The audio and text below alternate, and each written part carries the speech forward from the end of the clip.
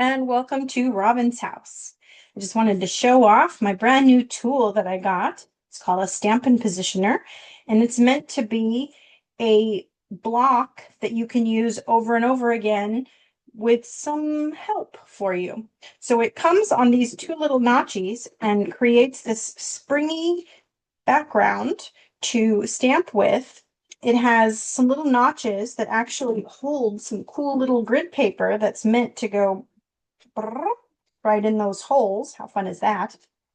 And then it's also got some things across the top, and that is meant for this little arm, which can help you do something over and over and over again, which I'm going to show you that in a bit. It's really cool.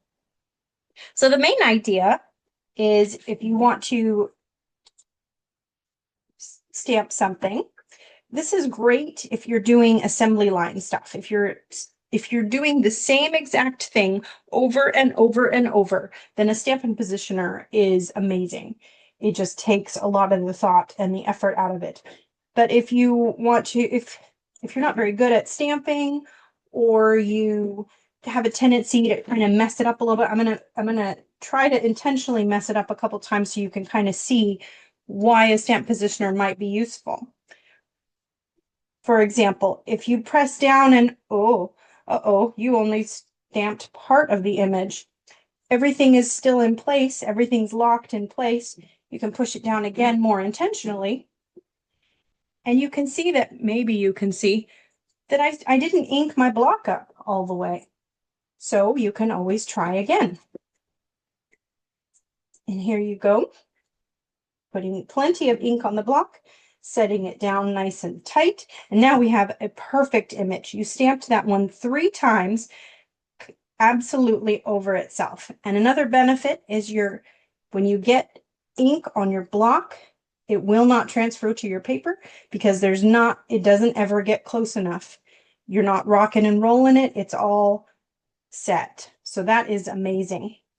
So another thing that people really like to do with this is creating like a wreath.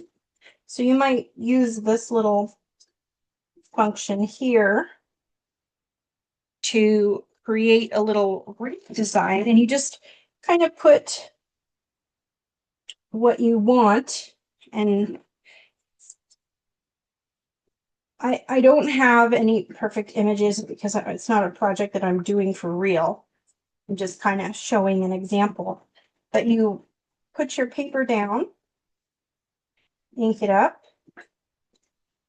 stamp your image, turn your paper,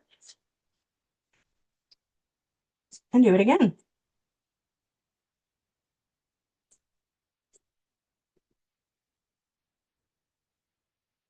And you do it again and again, and pretty soon you will have a completely finished wreath. Now, I would recommend you using a different design than I've chosen, because this isn't an awesome wreath, but if it's what you're looking for, I suppose it's perfect. And go.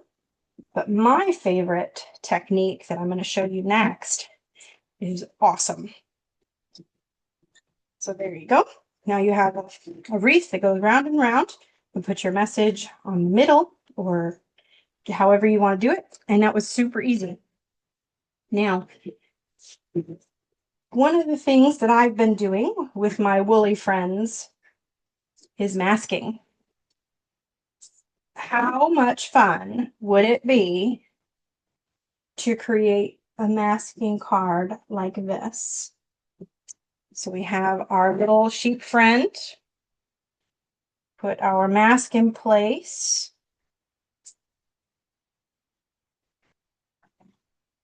re-ink it, move it one set of things over,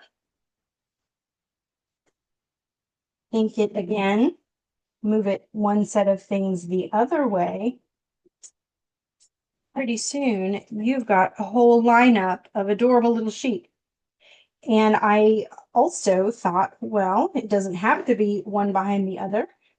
You can, oh, I need a little spacer over here. You can move it way over. put your mask on this shape and put your mask on this shape.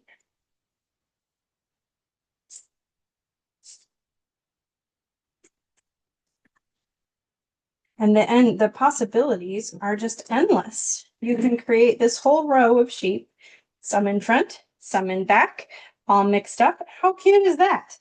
Anyway, all that is possible because of these awesome little notches that you can fit this small arm on and create with the Stampin' platform. And I totally forgot to mention, this platform, you get it for free when you sign up to be a demonstrator in February.